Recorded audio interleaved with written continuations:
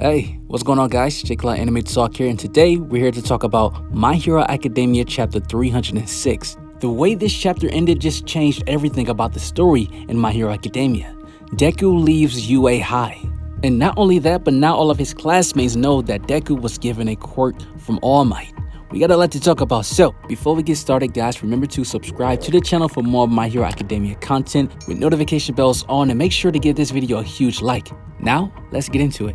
So this chapter begins with All Might in a hospital room still watching over Deku, and All Might can feel it through his veins that Deku is still talking to the predecessors, and he knows that Deku being quirkless was not a curse, it was a blessing. Which we know that statement is to be true given the information we found out about the quirk One for All in chapter 304. Deku being quirkless was a blessing. As All Might was leaving, he opens the door. He sees Best Jeanist and Hawks ready to talk to him about the connection between Deku and One for All, and how its existence was revealed towards the end of the battle, and the media has been talking about it non-stop. And the reason why Hawks is very curious about it because when he talked to Endeavor, Endeavor told him that Shigaraki was after Deku for that particular reason, and they're trying to put two and two together between the connection of One for All For One, Deku, Shigaraki, and All Might. Hawks tells All Might that he wants to know everything and solve this before it becomes a huge tragedy, because now the landscape of the Hero Society is in complete ruin. Hawks tells him that we're no longer fighting villains anymore, but we're also fighting the society, which is very true because ever since that war, villains have been on a rampage, and not only that, but the society has lost their trust of the heroes. The citizens have decided to defend themselves and no longer waiting on heroes. Their society has quickly turned into a country of vigilantism. Heroes no longer want to show up,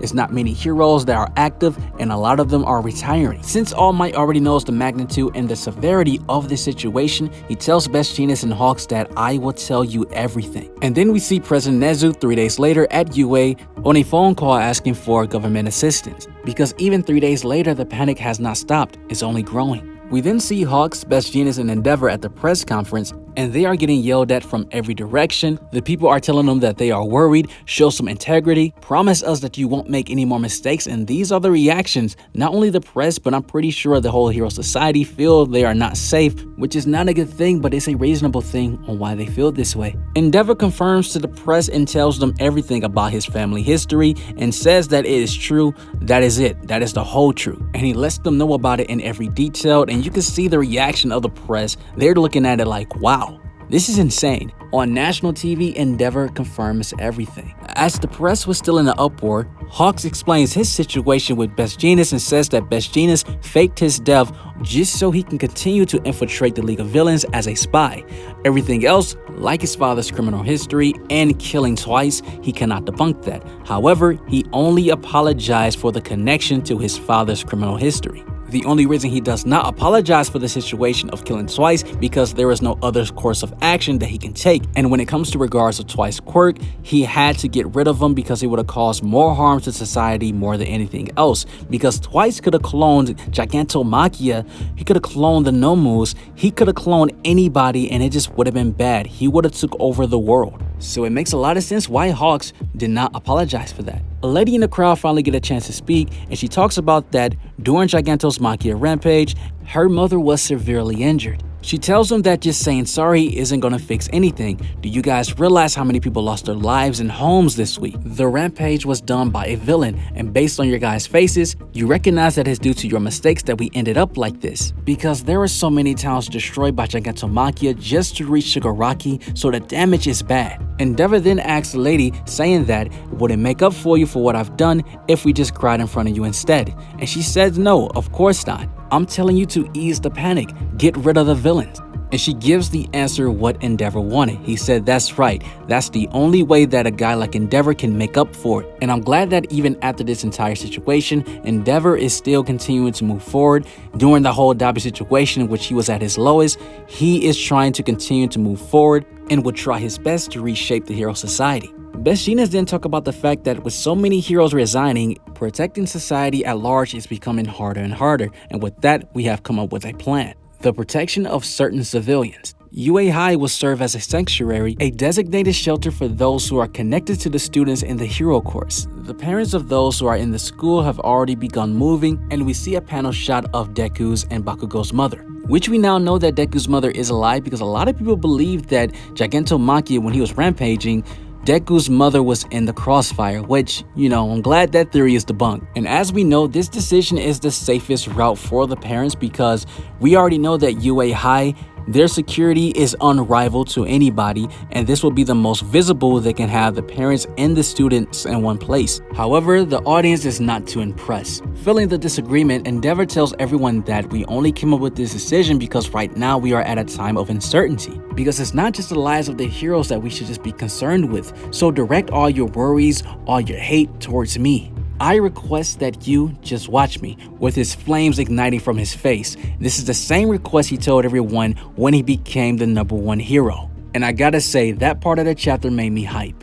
The heroes in the society are decreasing at a large rate, to the point where if someone is holding out for a hero would never show up. But despite all of this, you still have heroes who are willing to stand the test to fight. You have characters like Wash, Mount Lady, Mirko, and Eraserhead, who are both not in the best of shape, but they still have a lot of fight in them. And we also see Kamui Woods. We were also informed in this chapter that the reporters asked Endeavor about One for All, but he answered plainly and told them that he doesn't know, just for the protection of All Might and Deku, because we know that All Might said he was going to tell Best Jeanist and Hawks everything, so we know that Endeavor at this point, he knows everything as well. Because it wouldn't make sense for Hawks and Best Jeanist not to tell Endeavor and fill him in if he already had a lead and already knew that One for All is connected to Deku. He just didn't explain why, because he really didn't know why, but he had a clue that that's what Shigaraki was looking for because he wanted to find Deku. And now they know that the foundation of that war was to steal One for All and break the Hero Society. Back at the UA dorms, we see that everyone got an exclusive letter from Deku, and we see that Uraka that says, "Thank you for everything. I don't feel like I should be keeping this a secret from everyone in Class 1A, so I'm leaving a letter. My quirk is a power that All Might pass on to me." You see the reactions of everyone, and they are so confused, worried, because Deku tells them that Shigaraki and All For One are after him and his power, and he must leave. At this moment, Uraka remembers a quote that she said in the past about a hero never falters no matter the situation. However, at this point, she's having a hard time keeping herself together because she has this deep connection with Deku. There's no telling when she'll be able to see him again.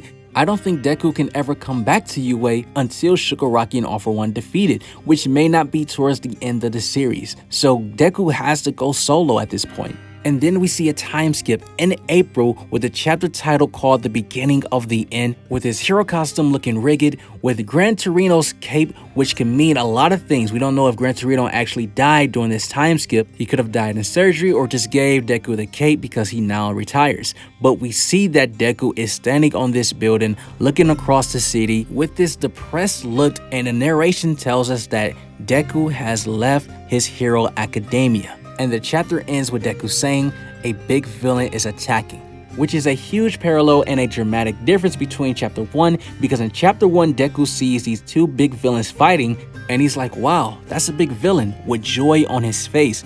But with this current chapter, things are completely opposite.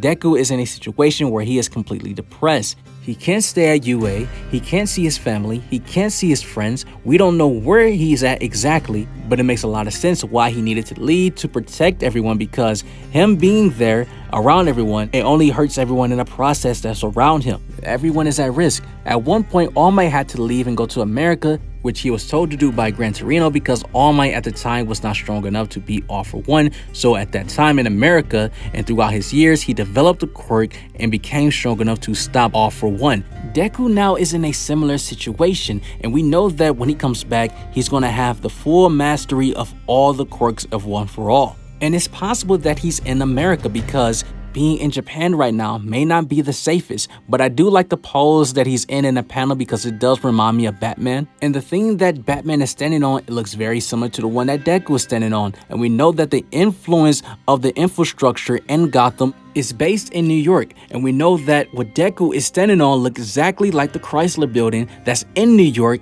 and so is Batman, which could be a reference to New York. We don't know if Deku is actually in New York. It's probably just a reference that Horikoshi is doing, since we know that Horikoshi loves the Batman comics, so this could be a reference to all of that. So it's possible that Deku is in America, or this just could be a place somewhere around the Japan world in Horikoshi's story. and he has it as the infrastructure in this place is a direct reference and influence to that, and Deku just could be in a whole different area in Japan. But it would be cool if Deku is in America. The story would change completely, and we know that the story is changing because now, since Deku does not have his hero license and only his provisional license, he will probably just be a vigilante. So things could change from here, and I'm very excited to see that. We really don't know what to expect, but what you could expect is that if you subscribe to the channel with notification bells on, you will see more My Hero Academia content from me right into your YouTube feed. You guys have an awesome life. Take care of yourselves, stay blessed, and I'm out.